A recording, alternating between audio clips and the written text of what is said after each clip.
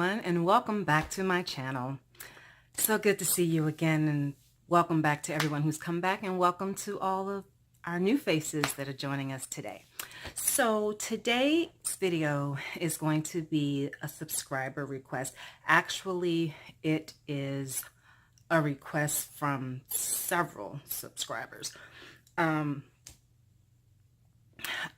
had another video in the chamber to upload, and I kept getting this request. I had said that I would do my full face routine at some point, and I was, just a little later, but the public spoke, so here I am. I keep telling you guys, this is a subscriber-driven channel. You ask, and I'll do my best to do it. So today I'm going to do my face. This is not full glam. It's my basic everyday face that I wear to work. So this is what I do every morning for work. Although I don't know how basic you can call it when the look still involves Lilly lashes. So, you know, make of that what you will. Before we get started, a couple of disclaimers. As was requested in the comment section, this is going to be a very step-by-step detailed video. So it's definitely not going to be one of my shortest uploads. So feel free to fast forward through any parts that drag on a little too long for you, or parts that you don't really need to watch all of. Feel free to fast forward and pick up with us later in the video. That said, you may want to reconsider that, because sometimes the explanation is what tells you whether or not you want to include this particular technique in your own routine. Sometimes it's not just seeing what someone does, but knowing why they do it that tells you, okay, maybe this is something I need to consider. So that's it, you know. Weigh the pros and cons of fast forwarding. Maybe, you know, listen to a little bit of the details, decide if you need to keep listening or if you want to fast forward through. So I've put it out there. You've been warned. This is not one of my shortest videos. And the other thing I want to point out is this is being recorded at the end of my workday. So that means I had a full face of makeup on. And I came home and took that full face off to put it back on for you guys to just take it right back off again. So don't ever say I am not here for my subscriber family. The things I will do because you asked me to. So that said, hold tight. We're going to jump right into it. We're back. One last thing I meant to mention earlier that I want to make sure I mention now is I have extremely oily skin, like super, super, super, super oily skin. Like, it's not an exaggeration to say you could host the church fish fry on my face, okay? I have very oily skin. So a lot of the techniques I have developed with my very oily skin in mind. So if you have dry skin or if you have normal skin, you may have to tweak some things according to what works with your skin type.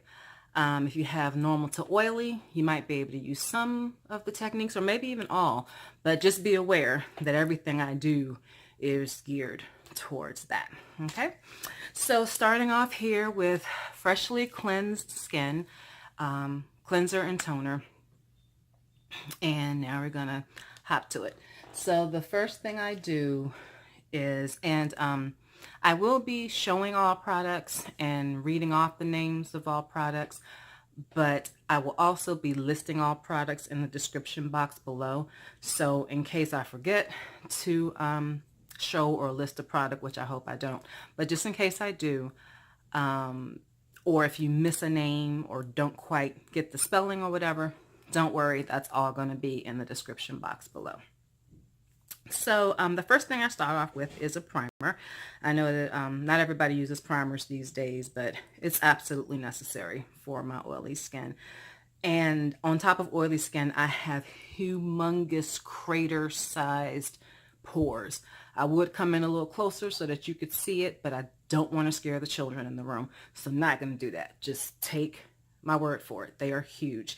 And a lot of primers claim to minimize your pores. It just didn't work for me. There's a very popular pore minimizing primer that's supposed to be geared directly to large pores that did nothing for me. So it's taken me a lot of trial and error to land on this, and it might take some trial and error for you guys, not only with this, but any other product that you're looking for. Be open to that, expect it. It's part of the process. But anyway, today and every day for me, the primer I use is by Smashbox. It's Photo Finish Minimize Pores Primer. Let's see if I can, there we go.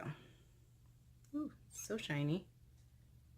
Okay, so that's that. And you don't need a lot of this. A lot goes a long way. So literally, hope you can see, I squeeze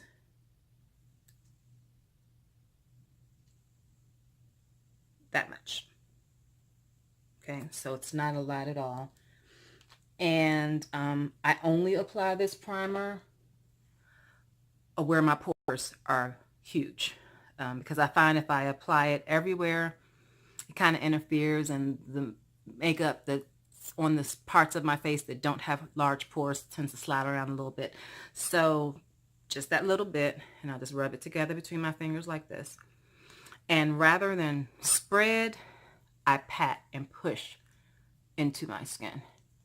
And again, I'm only concentrating where my huge pores are. And you know, this video might become a little get ready with me chit chat sort of thing, because I mean, if you're going to be pulled up here with me for about 40 minutes, we might as well get to know each other. But again, I push, and pushing the product in, it almost helps push it into your pores, literally. And as you can see, sometimes it will ball up on you and whatever. Just wipe that out the way. And I just keep pushing until I don't feel any product left anywhere. Okay, so that's step one. Step two. All right, just go with me on this, okay? Because you're about to think I'm crazy, and I'm definitely about to look a little crazy. Just hang in there with me. The next thing I do is I apply Airspun Loose Face Powder Original Formula. And that's one thing I forgot to mention. The Smashbox primer can be found at Ulta, Sephora, or on the Smashbox website. This Airspun Loose Face Powder can be found in your local drugstore, Walmart, Target, that sort of thing. And you're wondering, why am I pulling out a powder now? Because again, what I found for my extremely oily skin, and the fact that my makeup has to be extremely long lasting. My makeup has to kick a good 12 hours daily. I put on makeup at 7:38 in the morning, and I don't take it off until I get home about 7 p.m. So my makeup really needs to be able to hang in there with me. So everything that I do is to combat oiliness or to extend the longevity of the wear of all of my products. So this is one of those things that I'm doing both to extend longevity of the wear and to combat oil. Because we have, you know, one layer down here, but I also need to put a layer down everywhere else to kind of sit between my oil producing skin and everything else I put on top of it. So the Coty Airspun comes with this little powder puff in it. I just removed that temporarily. And then the top has these holes in it. So I take the cap And I literally, oh, I literally just tap some into the tap some into the cap. Not a lot. I'm going to show you in a bit, but it's really not a lot. Like about that much. Okay, so not a lot. And then I just dip the powder puff in here, shake off the excess, and go to town. I concentrate first on my oiliest areas, which is my nose and my forehead, and then I get the rest of my face. So again, I'm finna look crazy, okay? You've been warned, so here we go.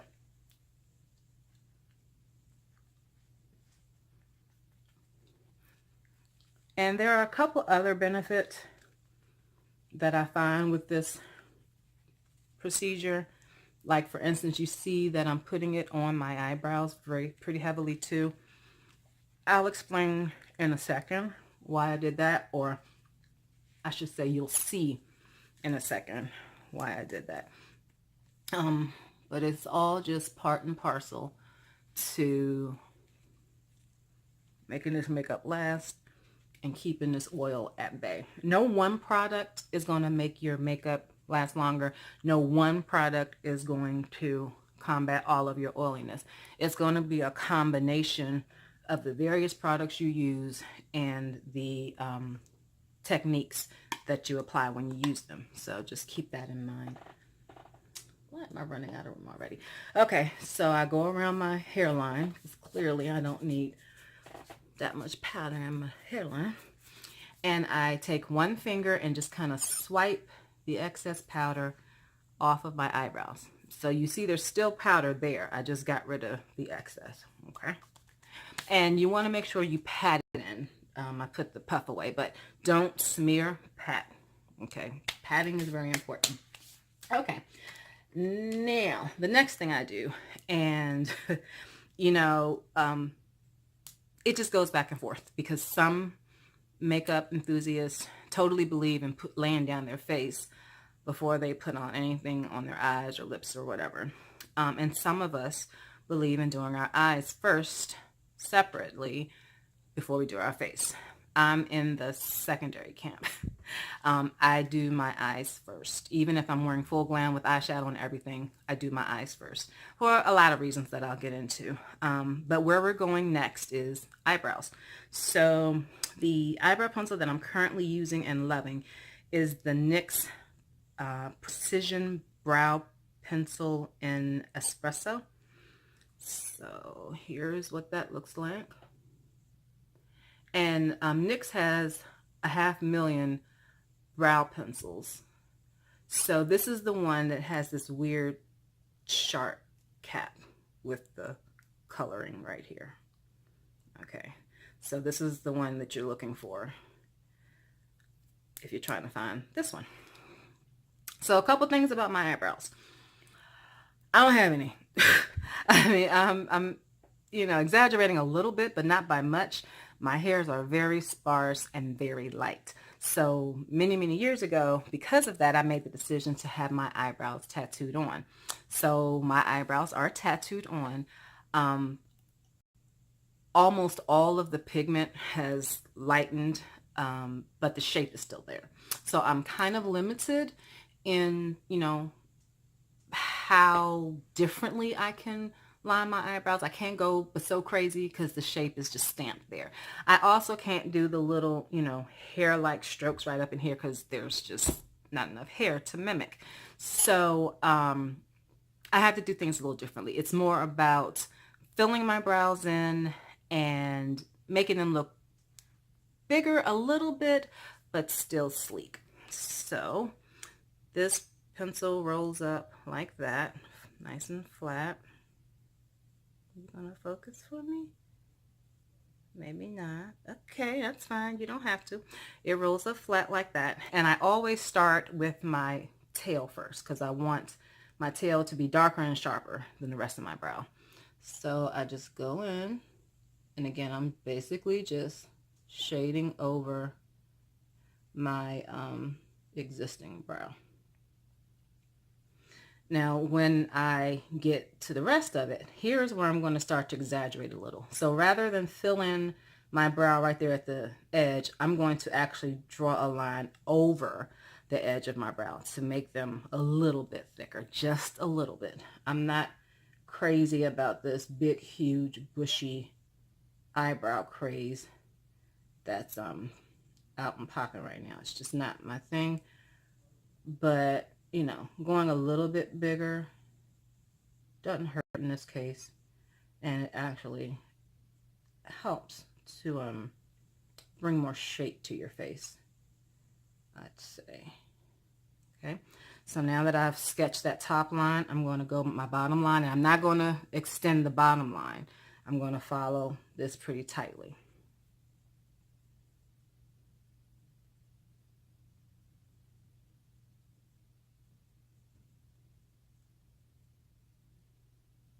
And with my outline lines, I tend to go very slowly and precisely. So I'm pretty much drawing a straight line rather than shading when I'm doing my lines, my top line and my bottom line. And then when I fill in, that's when it's more of a shading action.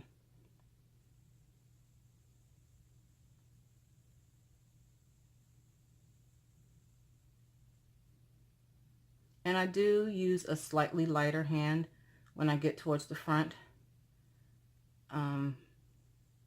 It's just not that faded out look that you're going to see on Instagram these days. I got to work with, okay. So that's one down, one to go. Oh, so the other thing is the reason why it's so good to have this powder on your brows and to do your brows before you do your complexion makeup is because this powder also helps your product to hold on. So it helps your eyebrow pencil to hold on. My oily skin includes my eyebrows. My eyebrows oil up, and you know, I have eyebrow pencil wanting to slide every which way. So the powder helps with that, and also not putting on your brows over top of foundation helps with that, because foundation creates a very smooth, not slick, but very, very smooth surface. And when you are trying to put crayon or pencil on top of it, it's just going to look kind of waxy, and it's going to feel waxy when you apply it. And especially if you have hair and you will be mimicking hair-like strokes in your eyebrow, definitely I would recommend trying to do your brows before you do your foundation, because putting it on bare skin is so much easier. You'll feel it grab a lot easier than if your brows are covered with foundation. And no matter how much you try to keep your foundation away from your brows, when you're just going, trust me, it still gets, some of it still gets there. So it just might be something you want to consider.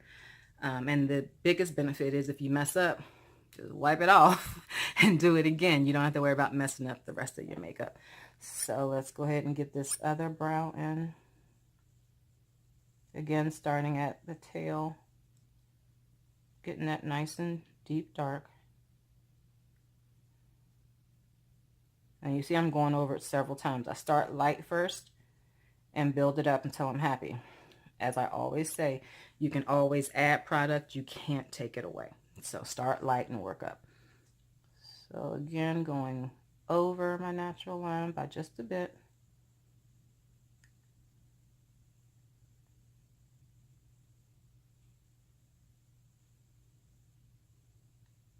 And again, you see the very deliberate strokes. So make sure you keep that top line under control.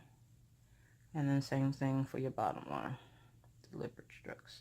They can still be small. You know, you don't have to draw one continuous line.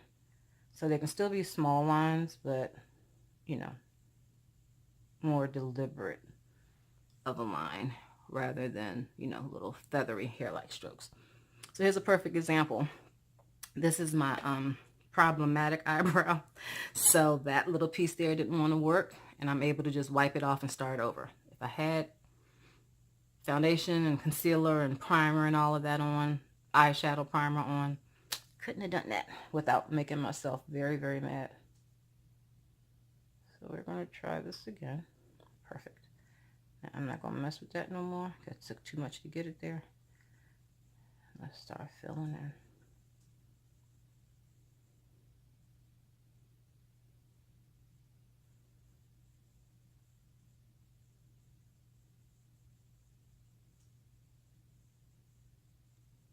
And again, like I said, I try to keep it somewhat lighter towards the front.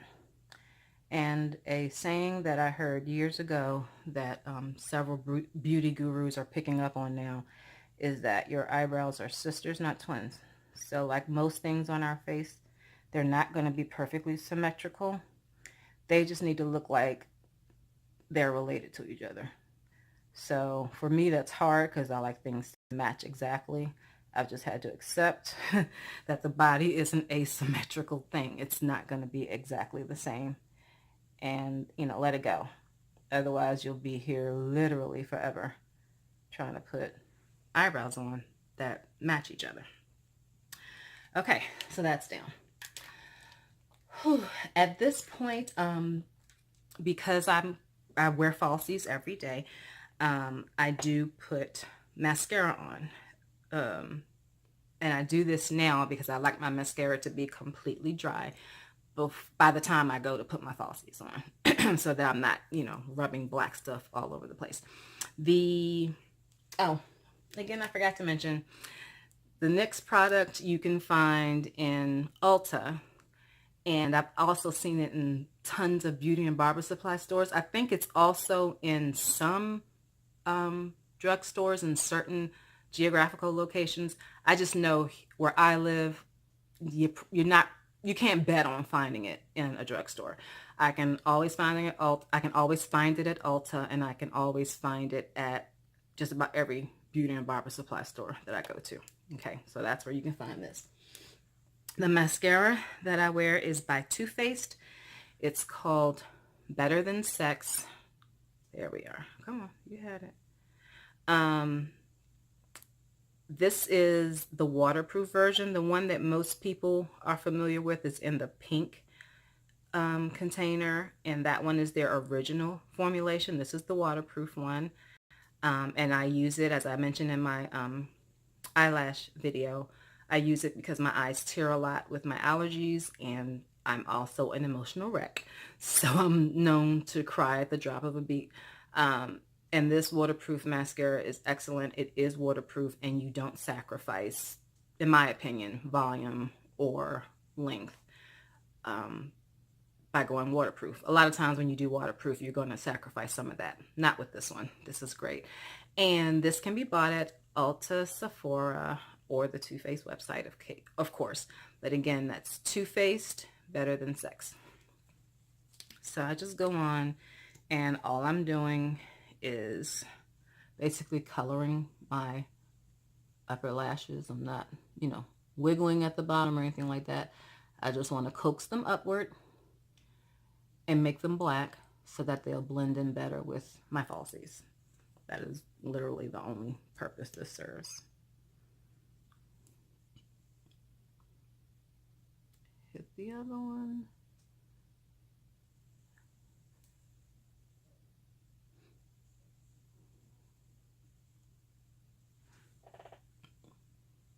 Again, just the one layer, you know, because I'm wearing falsies. If I wasn't wearing falsies, I would do at least 2, maybe even 3 layers to really make them stand out. But with the falsies, I can stop here. Okay, now to get down to the real nitty gritty. And as you can see, I have darkness under my eyes. To me, on camera, they look a lot more tame than they really are in real life. Trust me, it's an issue. Okay, so covering my dark circles is, again, a process. There's no one product that I can say, go get this to cover your dark circles. It is a multi-step process. And so we're going to start with the first step in that process. It is a concealer very close to your complexion, if not dead on. And the one I use currently is the Pot Concealer by Nars in the shade Amande. It's the Soft Matte Complete Concealer. And that's Nars. It looks like that. You can also get this at Ulta, Sephora, or the Nars website. And as you can see, I do use it. So I'm really pushing it here. But what I do, and yes, I'm doing this before I put on foundation. I go in initially to kind of just help us out, well, help myself out. And I put on this concealer just on the areas that are super dark on my face. So my under eye area qualifies. And let's get the other one. And I'm using a very tiny, it's actually a lip brush. That's what I use to apply my concealer, this concealer at this stage. That's what I use to apply it, because as you can see, I can really get precisely up in crevices, and at my age, you got crevices under here. But I can get really precise up in there, and I can still pick up and distribute a really good amount of product. And all of that matters to me in this situation. Okay, so I also have some hyperpigmentation over here. I think part of it is genetic and part of it is my last pregnancy. That baby, whew, she left her mark for sure.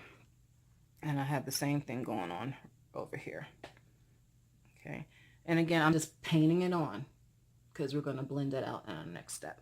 Okay, don't mind me, I don't believe in wasting product.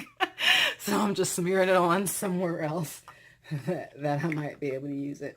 I don't wipe off concealer and stuff when I can just put it somewhere else on my face and get some more use out of it. Okay, and so the next thing we are going to do is apply foundation. Before I get there, let me stop for a minute and talk about applying foundation. Usually you're in one of two camps. You're either a blush brush person or you are a makeup sponge person. I am most definitely in the latter category now. I'd say for the past maybe 6-7 years or so. When I started out, I was big on makeup brushes. I didn't understand why people were using that sponge thing, but once I tried it, I was sold, and I have not gone back since. Now, up until recently, my favorite sponge, like the best sponge I've ever come across, that is not even that expensive, and this one is clearly used, so try to look past the dirt. It was the Japanesque beauty sponge, and I'm showing it to you in case you want to try this. It's the Kumadori beauty sponge. It's the one that is, so I don't think you can see this in the packaging. When it's not filthy dirty like mine is, it's the one that's red and black swirl pattern. This thing is awesome and amazing. I love it. It works and it's not that expensive. You can get this at Ulta when it's not sold out, which is nearly all the time now. You can even get it on Amazon when it's not sold out, which is nearly all the time now. Or you can get it from the Japanesque website, and good luck even there, because, you know, a certain beauty guru really hyped this up. Everybody ran for it, and we haven't been able to get it since. But if I didn't discover what I'm about to talk about, this is what I would be using. I love this. As you can see, I'm holding on to it just in case. But the beauty sponge that I use right now is actually a funny little device, and it has a little story with it. Like most makeup enthusiasts, I follow several beauty gurus, and this particular beauty guru, whose name I won't drop, but she's huge, not huge, huge in the beauty world. And she did a video where she showed us how she had stumbled on this product while she was scrolling through Instagram, and she decided to try it. And we were going to watch her, you know, try it for the first time, and she loved it, and it was awesome, and this, that, and the other. She couldn't take it. It was so good, so cheap. And then for several videos after that, she was still using it. And in my mind, if someone hypes it up that much and they're using it in their daily routine, it gotta be good. So I ran out and bought not one but 3 of these sponges. Again, they were pretty cheap. I think, you know, less than $10. Okay. And they were offering free shipping at the time. Yeah, she loved it. It's that good. Let me get 3, so I never am without one. Then come to find out, that's not at all how it went. She was paid. This was a paid sponsorship. She was paid to portray the sponge a certain way and to compare it to the other leading sponge and mention that it was better. And there was even a coupon code associated with her name. And it just, for me, it just removed all trust with her. I still love her. I watch her for her artistry and her techniques, but I will not take any more reviews from her. That said, I am severely unmad that I bought this sponge. And I'm going to tell you why. It's by Juno and Company. Again, I'm going to list this in the description box, but it's a microfiber sponge. And actually, let me show you a new one so that you can, mine's is filthy dirty because I use it. But it's this little blue fuzzy thing, and it's just amazing. What it is, because beauty sponges, by definition, soak up tons of product. They just do. And you just kind of learn to adjust how much product you're using to offset how much product your sponge is absorbing. This sponge doesn't absorb anything. Everything sits on top. And what I think it is, if you look really closely, you see how the bottom of the sponge looks different? It's a different color, it's a different texture, because this is the true sponge, okay? If you ask me. The true sponge is in here. Everything else is a coating. It's that microfiber wrap. And stuff isn't getting in. The microfiber wrap isn't as porous as all the other sponges are. So your product isn't getting in here. It's sitting on top. You're using less product. I use about half the product that I typically use. And here is the main reason why I kept this thing and continue to use it and will continue to use it. I get full coverage bang out of my products, because since it sits on top and all I'm doing is spreading it around, I get full bang for my buck with this sponge. So you might want to consider it, give it a shot. Like I said, it's less than $10, way less than $10. It can't hurt you to try it and see if you like it. Now, I did have to give it some tries, because the first time I used it, I didn't like it because I wasn't used to that. I was used to how my sponges typically work. This sponge worked different. I wasn't used to it, so I had to adjust my routine to compensate for that. And I recommend you do that with any sponge that you try or any new tool that you try. Give it a good 3 tries before you give up on it, because you might have to tweak your routine here, tweak it there to match the product you're using. So, give it a minute before you toss it to the side. And by the 3rd use, I figured it out, and I've been in love ever since. So the foundation I use is the Nars Natural Radiant Longwear Foundation in the color Cadiz. That's what the baby looks like. And it has a little pump top. So have I dried up? Almost. I pump out on the back of my hand. 1, 2, 3, 4, 5. That's a good amount to start with. And I literally take the rounded edge, because this sponge has a flat edge that I use for concealer and that under eye area, and I use this round edge for the rest of my face. So I literally just dip in here very lightly, because again, full coverage, baby. Now you see all that's on there, right? It's hardly anything. Now watch what this does. I'm so serious. I start in the middle of my face and I just blend outward.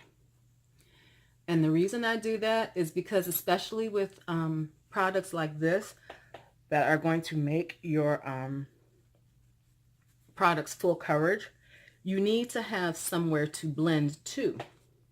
So if I start on the edges and it's too much product, where am I going to go with it? Whereas if you start in the middle and blend out, you can, travel it wherever you need to travel it.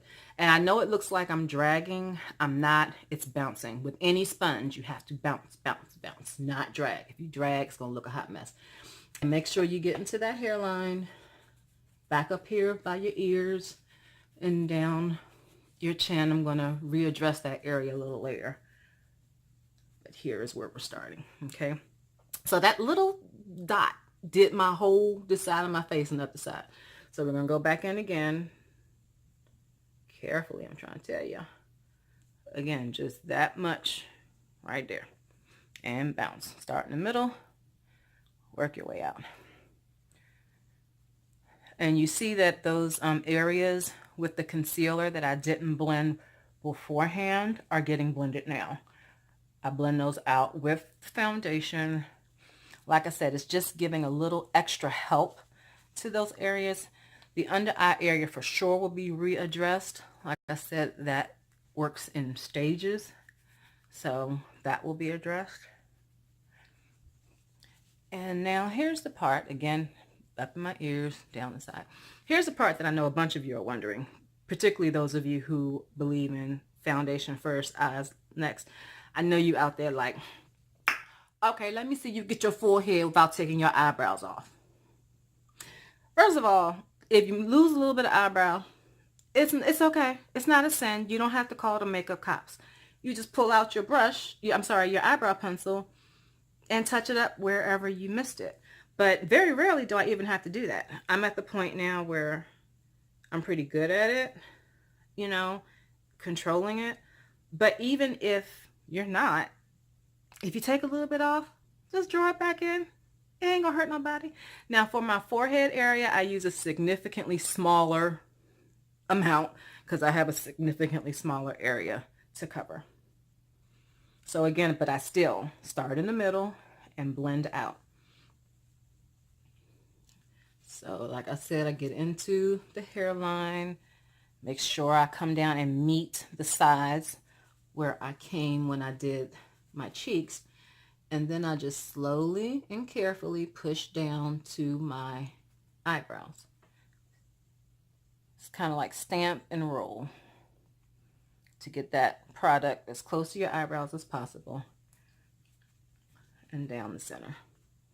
And then I just go back to make sure that the blend is smooth. That's the only thing about this sponge. Other sponges are very forgiving if your blend isn't quite on point. This sponge will show if you didn't blend in a certain area or if you put too much product in one area and not enough product in the other. So you really do need to take care to blend properly. Okay, I'm gonna get my chin now. And you see that I'm working in batches, again, to control product placement and to control blending. Blending is the most important part of this. No matter what foundation you're using, you have to blend it appropriately. And I just find that blending it in sections allows me to have better control than if I just try to blend my whole face or huge sections of my face. The largest I will go is, you saw me do the half and half, but everything else I section up. And notice I'm not putting the foundation on my eyelid, and you'll see why as we go forward. But that's very intentional. And now I'm going to get my chin. Please, please, please, please bring your foundation down here. Please do not be a subscriber of mine, a part of my subscriber family, and be out there with that jawline of death, okay, where everybody can tell that this is where your makeup ends and nobody understands why you ended it there. Please don't do that. That's a situation where I probably would have to call the makeup police on you, make a citizen's arrest or something, because that's just wrong. You can't be out here in these streets doing that. And then I just go back over any areas that need extra attention and just concentrate right there. I don't blend all the way out. I just concentrate right where I need it. Okay. All right. And I always go over once more. Make sure I'm blended out good, because like I said, this sponge will tell on you. And I always, always, always go back under my eyes because it seems like I never blend that out all the way the first time. Okay. So now that that's done, uh-oh, wait a second. I got some on the, ooh, mercy. I got some foundation on the side. And you know what I say? We don't waste no product. Baby, did you think I was playing when I said it, though? What we will not have up in here is product wasting. All right. Next step is concealer. This concealer came out and I tried it and I've been in love ever since. I hope it never goes away because I don't know what I would do with my life if I did. If you just want to cover dark circles, of course, purchase a concealer in your skin tone, kind of like what I used underneath my foundation.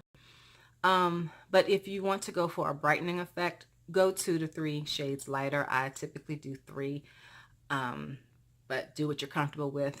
And I find that the brightening effect that has, along with the other steps I'm going to do after that, really just helps to redirect the eye.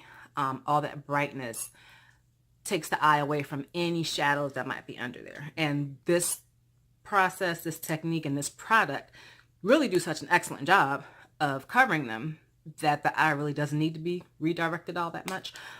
But still, it's just amazing to me if it's a technique that you can master. So I'm going to show you how I do it and give it a shot. The concealer I use, which, can I just say something? Okay, this was my foundation bottle. The concealer bottle is almost the same size as the foundation bottle. I mean, this is huge. I've never seen a concealer come in packaging this huge, and I use so little. Even before I got this sponge, I used half of what I would use of the other concealers I had, and now with the sponge I use half of my half. So I use so little. This has longer.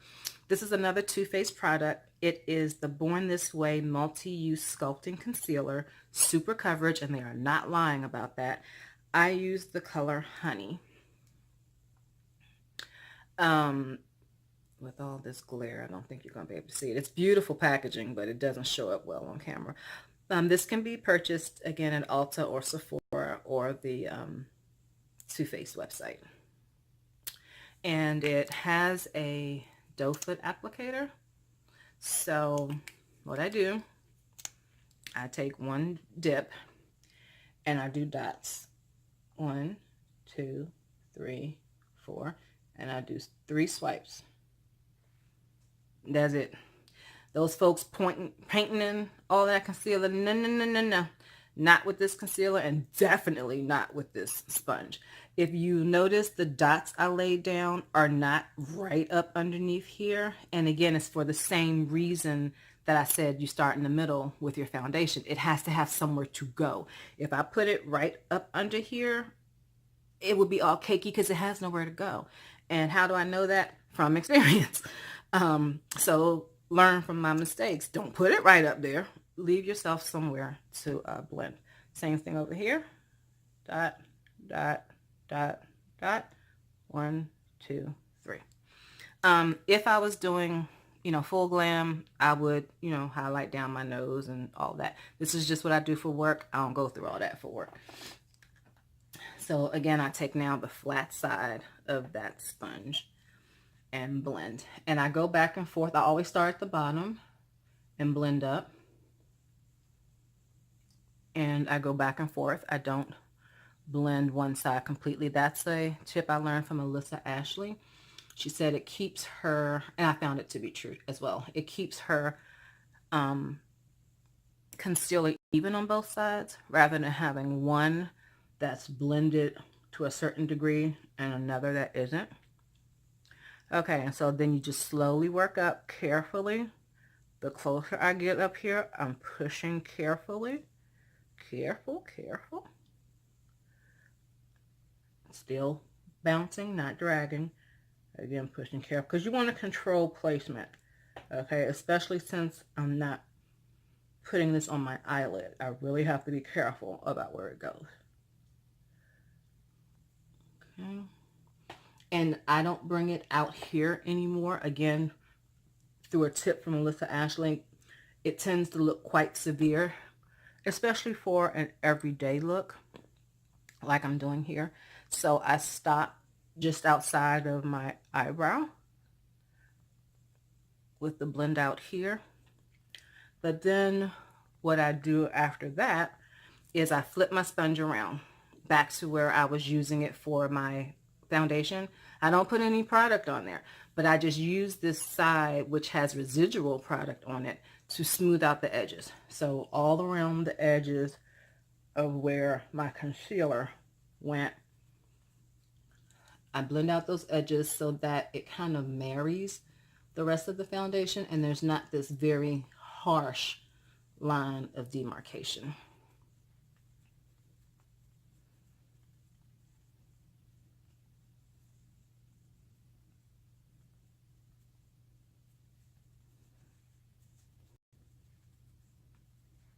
And baby, when they say super coverage, they mean it. And take the time. Always look at this under eye area, especially those of us, you know, a tad bit older and we have creases under here and wrinkles or crepey areas. If you don't blend this out all the way, you will look like a crepey mess the rest of the day. So even after you're finished or you think you're finished, go back one more time and blend that area. It ain't hurting nobody. It's just helping. Okay. And I still got a little bit of concealer too high up. That's when those wonderful tools called your fingers come in handy.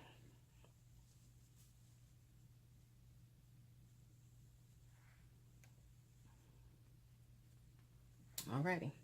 Next step is setting the concealer.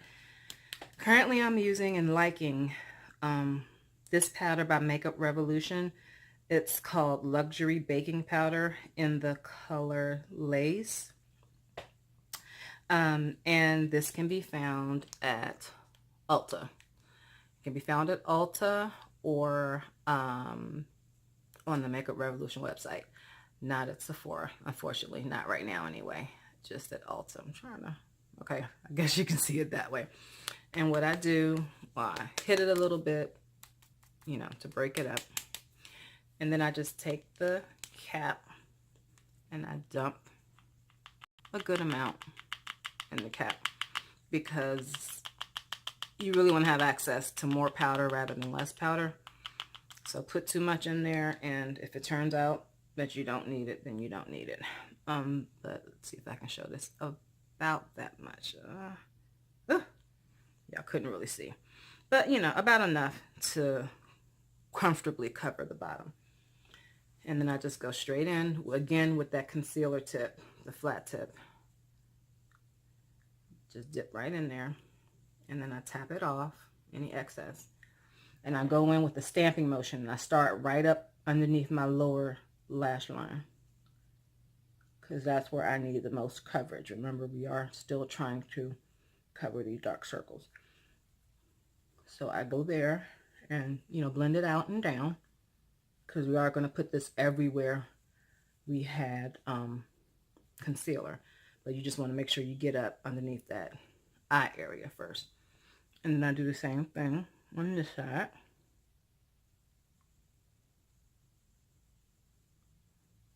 And just work that in really, really good. That's the important part. Don't just pat this on and walk away. You need to work it in. You want it to be pressed into the skin. You want it to essentially become one with the concealer. That's the only way you're going to get the coverage that you want and the protection for your concealer. You want your concealer to stay set, not budge, not move. And you want this highlight effect to be very prominent and definite. The only way you do that is by really working that powder into the skin. You don't want to leave it sitting on top. Work it in. Again, I'm bouncing. I know it might look like I'm spreading, but I'm bouncing.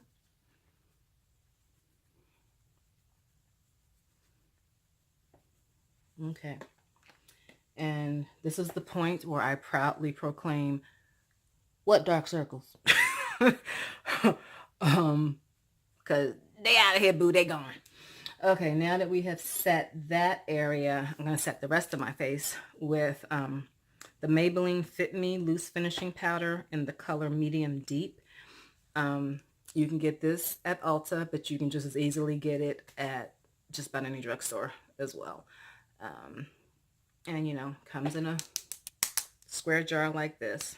Again, any powder, I always tap it down because it can settle and clump as it travels about or as it just sits there.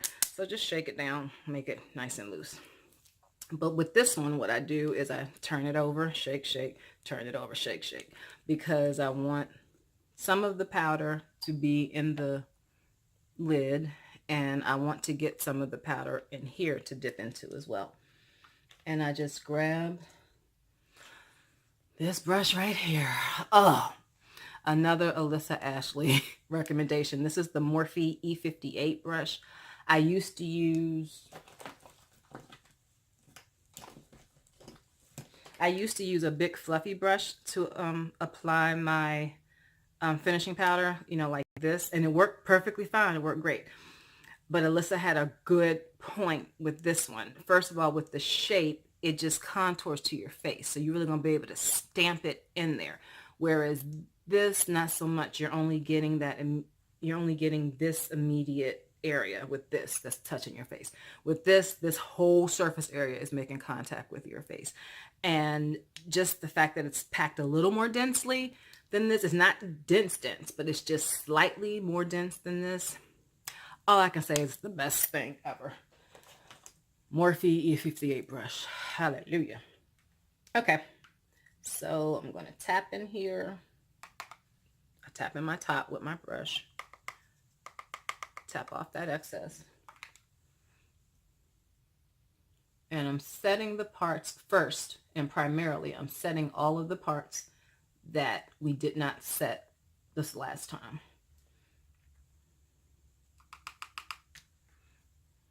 Set the other side as well.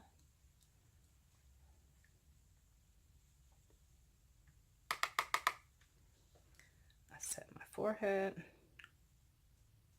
Still being careful of those brows because you can get powder on there too. But again, the fix is the same thing. Pull out your eyebrow pencil and just sketch it back on if you need to. When I'm going down this area of my nose, I just pinch the brush just slightly, again, to protect my eyebrows. But you can just tell the difference. It is really pushing that product in to your skin as opposed to just lightly leaving it on top like that other brush would do. Get that chin. And another area that so many folks forget about is underneath here. Okay, everywhere you put foundation needs to get set. And then with any excess left in, you definitely don't want to go into this step with a full brush of powder. But with any excess, I go over the area that we highlighted. That just blends together. It marries your highlight to the rest of your makeup, the rest of your face, so that, you know, you're not walking around with like a stripe of light highlight right here. You know, it all looks blended and it all looks like it belongs to the same face, because it does. Alrighty, so that is that. At this point, I apply my lashes, as I told you guys in my lash video. And please go check that out for specific instructions on applying my lashes. Since I went into great detail in that video, I'm not going to go into great detail in this one. It would just be kind of repetitive and make this video extra long for no good reason. But I am down here picking the old icky glue off of my lashes to get them ready for now.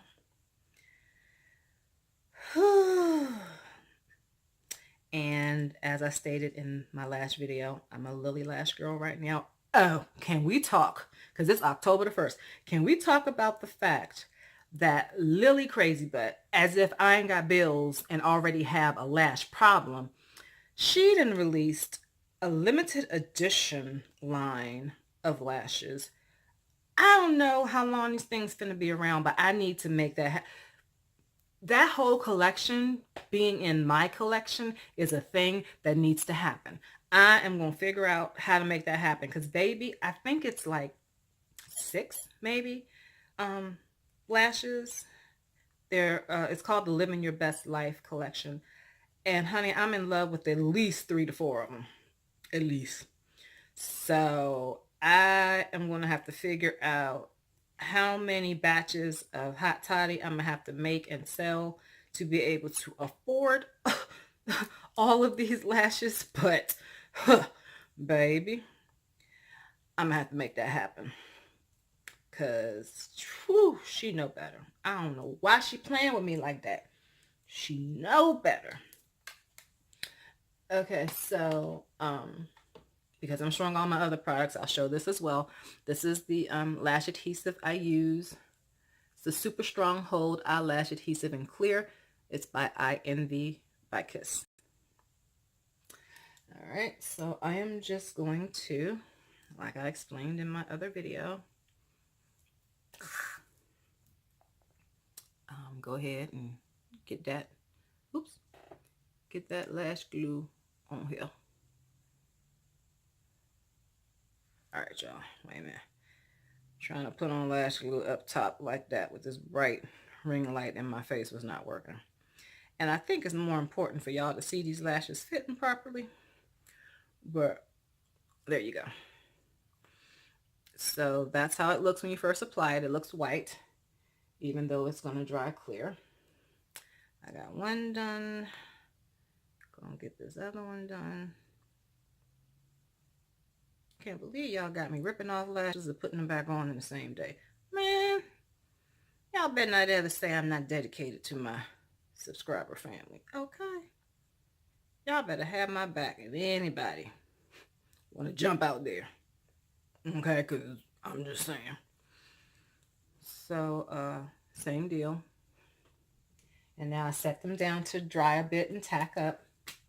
And while that is happening, I put my same mascara on my lower lash line. And I use a magnified compact mirror so that I can really see what I'm doing. And you know, you hold it down here and look down when you're applying your lashes. But in this case, I'm going to have to hold it up so I can look up and clearly see my bottom lashes. I am not putting any pressure on my bottom lashes. I'm not applying it like I would to my top lashes. I'm literally just lightly touching it. That's the way to do your bottom lashes and make them look full and pretty. Whereas if you lay down your brush on your face, it's going to get all murky under there. You're going to get the black underneath your lashes. It's not going to look as pretty. If you just lightly get it just on the lash hairs, that's where your eye opening comes in. Okay, so we're going to do that. Wipe the brush off. I mean, no pressure at all. I'm just sliding the hair and brushing the hair. I am not touching my lower lid at all. Stay away from the lower lid. Just apply the hair. Apply to the hair. Apply the hair.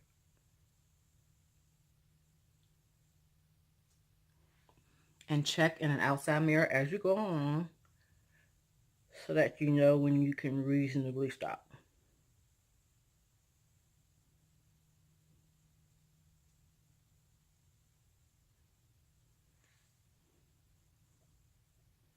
Okay.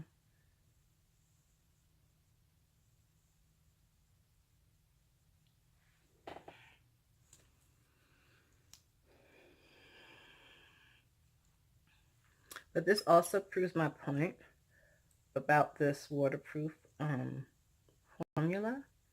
You know, look what it's done for my lower lashes. You know, y'all been hanging out with me almost an hour now. Y'all saw what my natural lashes look like. They look like nothing. They look non-existent. And suddenly, even this waterproof formula from Too Faced has given me lash hope. Yeah. These are things I tend to appreciate. Us hairless bunch. You know what I mean? You know what I mean, son?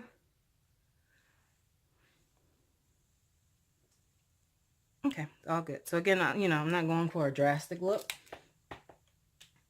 Just want to lay down some color. So how do you know when your glue is tacky? They all tell you, wait about 30 seconds, and that's very true. But do you remember what this lash looked like when I first showed it to you, how it was all nice and white? The camera isn't picking it up. In certain areas, that white is going away. As it dries clear. So when you look at your lashes and you see that they're not quite as white as they were, that's when you know you're getting tacky. And again, the camera is still making it look like it's all white. Trust me, I have clear spot there, there, there. It's there. So we're going to come on in here. And I raise my eyebrow to stretch the skin, again, so that I can clearly see where the lid is. The edge of my lid, I should say. And again, as I mentioned in my lash video, and this same lash gonna act crazy on camera again. Why is it always this lash? And this is normally my lash that I don't have no problems out of ever.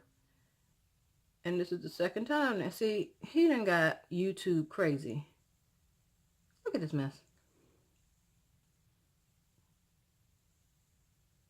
He done got on YouTube and decided he gotta act crazy for views. Crazy lash. As I said in my lash video, I don't line my lids. I don't apply my eyeliner until after I put my lashes on, so that it's easier for me to see the edge of my lid and find it with the lash band. Okay, so get it on there. And once it's on there, leave it be. Okay, yeah, there we go. Looking more human again.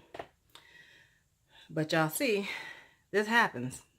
Even to me and tons of other people. Sometimes those lashes just don't want to work. Lift it off, go back again. If you lose your the stickiness, put some more adhesive on it, go back again. Ain't no crime. Ain't no crime has been committed here.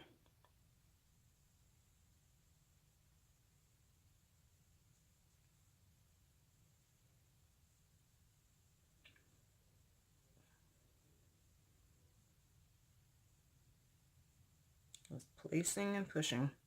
Once I know it's positioned on the edge of my lid, then I grab the hairs close to the band and kind of push it against my lid to create the bond that I want.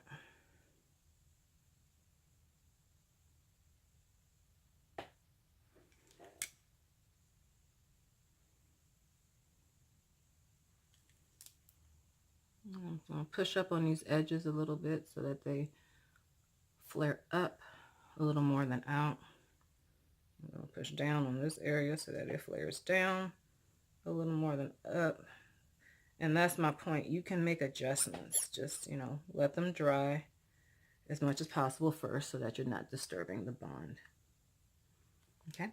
Now, I'm going to hold off on lining my lashes still because I want to make sure that glue is all the way dry before I start, messing with it. So what am I going to do in the meantime? Let's apply some lip product. So the lip liner that I'm going to use today is the NYX Suede Matte Lip Liner Crayon in Cherry Skies. And just like all the other NYX products, this is available at Ulta and at the Beauty and Barber Supply stores. Let's see if I can get the color to show. Oh no, there we go. Cherry Skies. Okay. Just going to line my lips. And I don't overline my lips. That's getting a little bit out of hand, I think. I have a defined Cupid's bow naturally. and my lips to me are full enough. If you do not have a defined Cupid's bow, if you would like your lips to appear a little larger, go ahead with your lip lining, baby, and look fabulous when you do it. But I just don't need that in my life right now.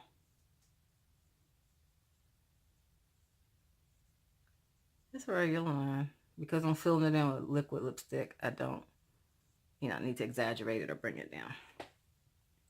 And then for my lip color, I'm using the Kat Von D liquid lipstick. I've had this so long now, it's starting to come off. So I think it was called Tattoo something, but it's her only liquid lipstick collection, so you really can't go wrong. And the color is, oh my Lord, my old eyes. What does that say? Nahz for Lord, is red. Okay. Let's see if my camera can do what my eyes couldn't. Focus on me. I don't know. Maybe y'all can zoom in and see what that says. Okay, but it's red. If I can find the color, I'll put it in the description box.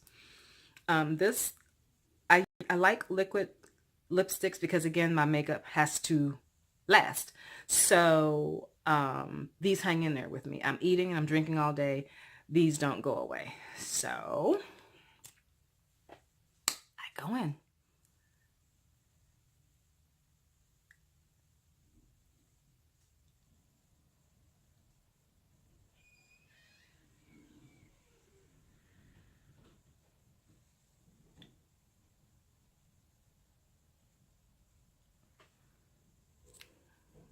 One swipe did my whole bottom lip. And now here's my top lip.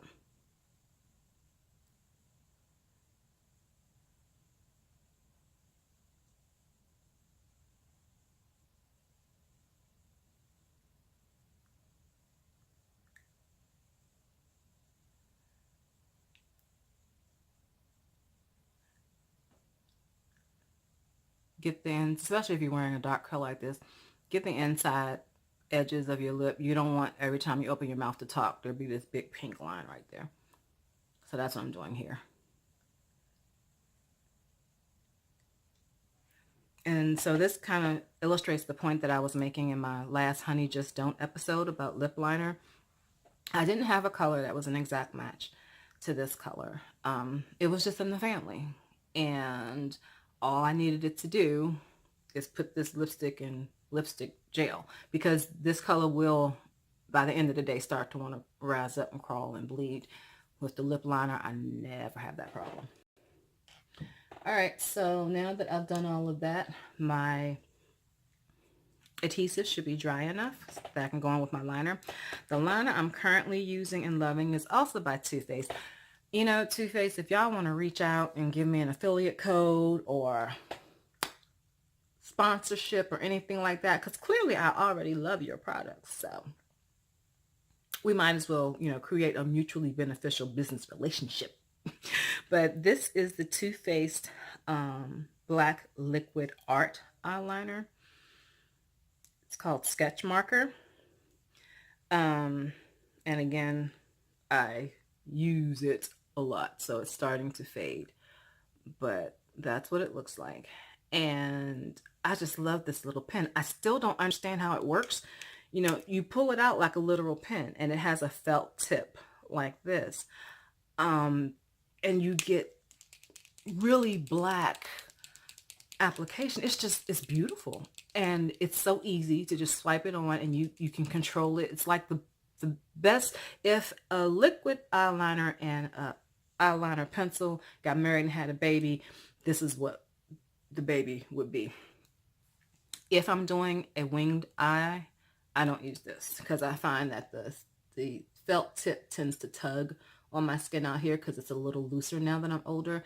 If you don't have looser skin out there, then this might work perfectly fine for you because the tip is certainly pointy enough. But if I'm doing a wing liner on my lids, I need to use the liquid. That's the only way that's going to work. So I just shake it up, take the top off, and go right in. And I literally go just above the lash band.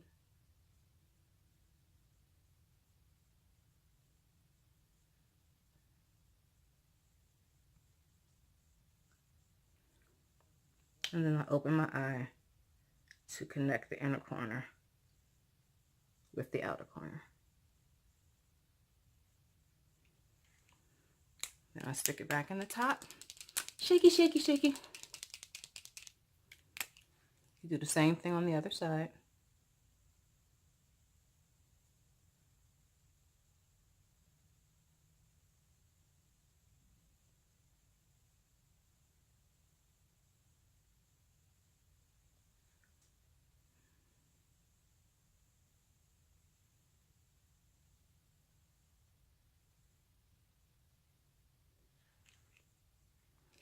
And that's the end of that. Okay, and we're in the home stretch here. Blush. So for blush, I use 2 blushes, and it really doesn't matter the brand on this. I'm going to tell you, but it doesn't matter. I just picked these up because I like the colors. I got them for $2.19 out of the clearance bin at Ulta. But the colors were nice, and so I bought them both and I used them both. The first color, it's the Ulta Velvet Blush, and this first color is called Honey Bunny. I'm not even sure if they still make this color or not, but it is just this beautiful peachy corally color, and it's something about that warmth that I really, really like. As you can see, I really, really like it because I've already struck pan, but that's one color I use. And then the other color is called Pink Out. Why you don't want to open? And this is just a rosy, pinky type of tone. And I just find that the combination of the 2 of these, it just does something for me. So I use them both. And I have my blush brush. I still can't get that right. 5 videos later and I can't get it right. Go back and look at my video about the truth about your blush brush to find out, you know, why I use this brush and how I use it. This, I don't even know. This is a Real Technique brush, and it says blush brush. Oh, I don't know. But I love it. So anyway, I go in first with the peachy coral, and I dip in really, not lightly, but not heavily, you know, somewhere in the middle. Swirl, swirl, swirl, tap, tap, tap. And when you're laying down blush, I tend to start here at the outer edge of my eye, like where my eyebrow ends. That's where I place my brush. And I place it right on the cheekbone. You can, well, a little bit below, because the high point of my cheekbone is here. I'm going to place it right here. And that's because that's where I want to deposit the heaviest amount of color. And you see I'm swirling and working my way back. Towards the end, I will bring it forward a little bit more, but I just don't want that heavier color right smack dab in the middle of my cheek. That's just not cute to me. So I just work in a circular motion. Like I said, you can always add product, can't take it away. I tend to go a little bit lighter on the blush because I find that as the day goes along and the product settles into your skin and your natural oils start to come up and mix with it, it comes across a lot more vibrant. So if I put it on way vibrant now, later on when everything settles down, it's going to look like a stripe of Crayola. So go a little bit lighter, see how it looks later in the day, and if you need more color, then adjust your application the next day. If you need less color, adjust your application the next day. This is very much about exploration and finding out what's going to be your best you. So on this side, same thing. Line it up with the outer edge of your eyebrow. And start there, working back first.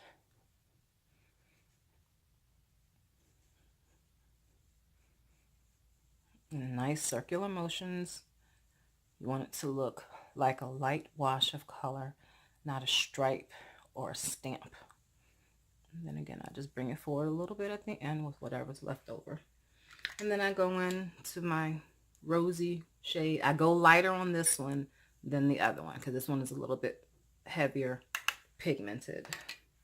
Same placement.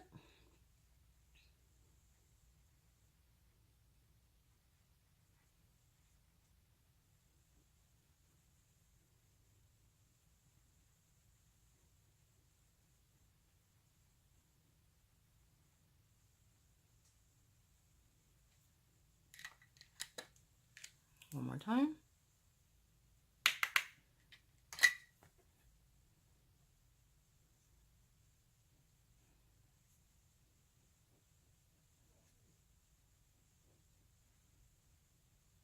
And, you know, this camera is funny because I know on camera you can barely see anything. It's like, what is she putting on her face? I promise you in real life you can see the light wash of color. It is there. I promise you. I have no reason to lie to anybody about anything, let alone blush. So it's there. Trust me. If you follow me on Instagram, you've seen my pictures that I take after my face has calmed down a little bit. It's there. It's light because that's how I like it, but it's there. Okay. And now that that is all done. Okay. So I just realized I forgot one major step. I get to the end of the video and realize I forgot a step. The first thing I do when it's not the end of the day and I'm tired, the very first thing I do before I put primer on or anything, oh my gosh, is I put my moisturizer on. This is Clinique Moisture Surge. I keep it in my bag upside down so that it's easier, but it pumps out this way. I literally only use one squirt.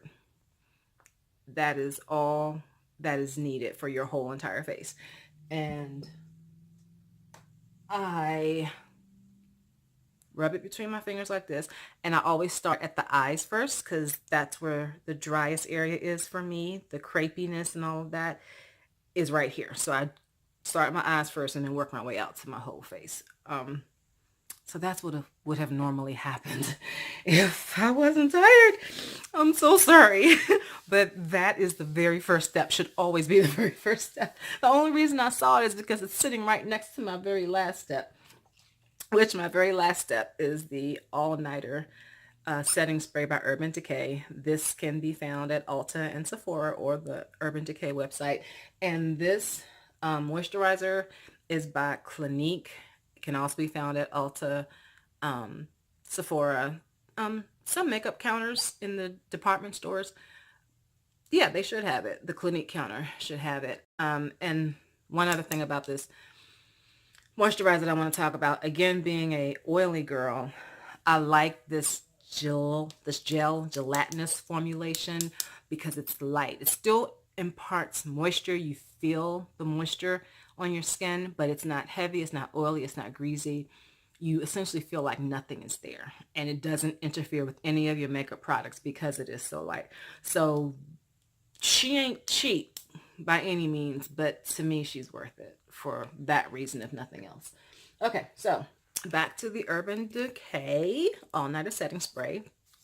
This is my life right here. This is how my makeup lasts all day. Like literally after 12 hours of working, if I wanted to go out to happy hour, I could just throw a little bit of powder on to touch up certain areas and go and still look freshly beat. I mean, it's insane. So I shake it up really good first. It's a pump. And a trick I use is when I do my first spray, I spray past myself so that any residual backup in here, when you get those big plops and drops, they can, stay with you if you get a big enough drop on your makeup. You don't want that. So I spray either out there in the air, or I spray past my face until I hear that it's the light mist coming out, and then I go all over. So here we go.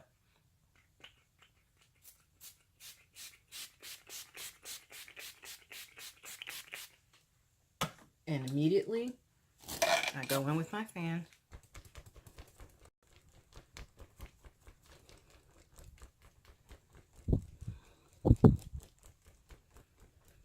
Feels so relaxing.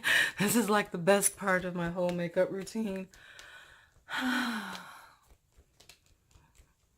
It's like woosah. I make sure I get that completely dry before my absolute last step, which is to do it again. Again, this is about combating oil, holding my makeup there for long stretches, 12-hour days, and just keeping my face looking in place all day.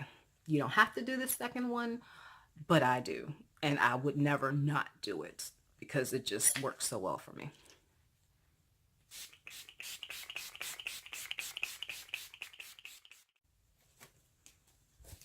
Do not let your setting spray just dry on its own. If you lock it in quickly like this, you're going to get much more staying power out of it. It's not going to hurt anything if you let it dry on its own. But again, for maximum effect, to really get that lock in, dry it immediately. Okay.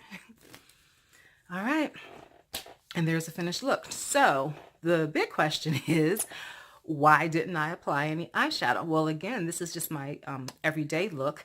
And to be honest, I don't have time to do eyeshadow and all of that. But in purposely, intentionally not putting any product on my eyelids, I have created the illusion of having a natural-ish eyeshadow there. Because when you even out and make everything around an area one color, then that one discolored area stands out. So since my eyelids are naturally darker than the rest of my skin, by not putting product there, it makes my eyelids stand out as darker, and it just makes it look like a cohesive, natural eye look. And I really haven't put anything there. So that is my tip for looking like I have eye products on when I really don't. And so that's it. This is the finished look. If I've left anything out, if I didn't explain anything thoroughly enough, if you have any questions, please leave those down in the comment section. I will be reading every single one. And like I said, I'm going to list everything in the description box for you. And, this has been great, guys. Give some of these tips a shot, see how they work. Let me know how they work for you. Let me know, about your journey, of discovery, of finding out, finding your way in this whole makeup world. So once again, thank you so much for joining me. Hit that subscribe button, turn on your bell notifications, and specify all. I don't know why it defaults to some. Specify you want notifications on all of my uploads, and pass this along. Get your friends and family to join our little family as well. Thanks again, and until next time, keep it glam, fam.